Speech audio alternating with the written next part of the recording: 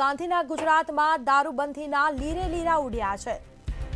દારૂબંધીના ધજાગરા ઉડી રહ્યા છે। જે મોટા દાવાઓ કરવામાં આવે છે દારૂબંધીના।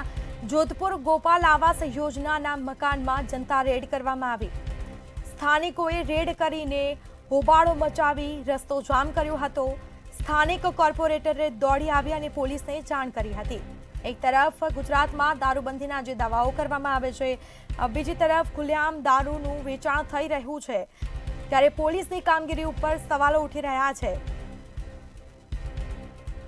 જોધપુર ગોપાલ આવાસ યોજનાના મકાનમાં જનતા રેડ કરવામાં આવી હતી। સ્થાનિકોએ રેડ કરીને હોબાળો મચાવી રસ્તો જામ કર્યો હતો। સંવાદદાતા સુમન ઠાકોર ફોન લાઈન પર જોડાયા છે। જી, જોધપુર ગોપાલ આવાસ યોજનામાં મકાનમાં જનતા રેડ કરી અને દારૂ જપ્ત કરી કાયદેસરની કાર્યવાહી કરી છે। પોલીસને પણ બોલાવી હતી, શું વિગતો?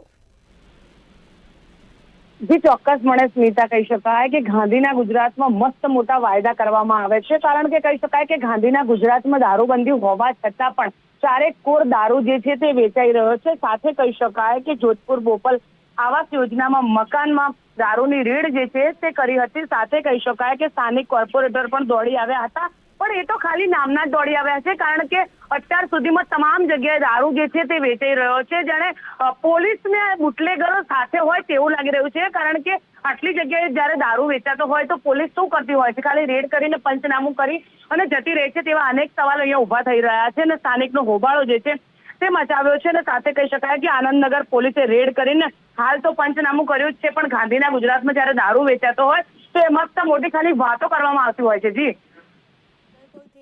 આભાર આપનો। તો સ્થાનિકોએ રેડ કરી હોબાળો મચાવી રસ્તો જામ કર્યો, તો સ્થાનિક કોર્પોરેટરે પણ દોડી આવી અને પોલીસને જાણ કરી છે। દારૂબંધીના દાવા તમામ પોકળ સાબિત થયા છે। દારૂની રેડમછેલ જોવા મળે છે ગુજરાતમાં। પોલીસની કામગીરી પર સવાલ ઉઠ્યા છે।